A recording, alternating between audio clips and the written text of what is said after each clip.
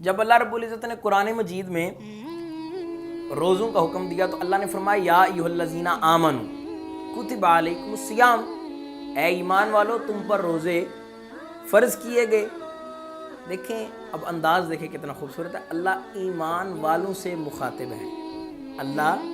ایمان والوں سے مخاطب ہے کہ اے ایمان والو تم پر روزے فرض کیے گئے۔ تو مجھے یہ بتائیں کہ لمحہ فکریہ میرے صاحبو، یہ بتاؤ کہ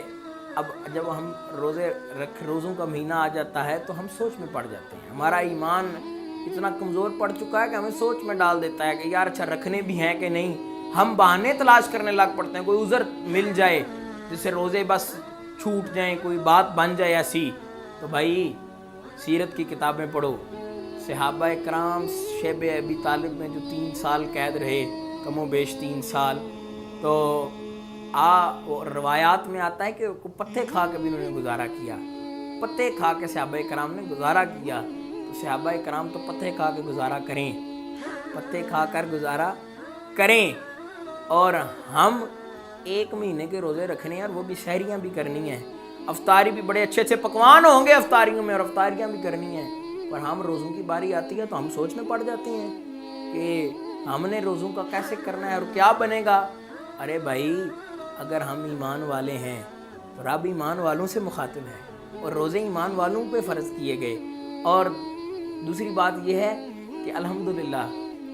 ہم سب سے اعلیٰ نبی کی امت ہیں، حضور تمام انبیاء سے اعلیٰ اور افضل ہیں، اور فرمایا کنتم خیر امہ،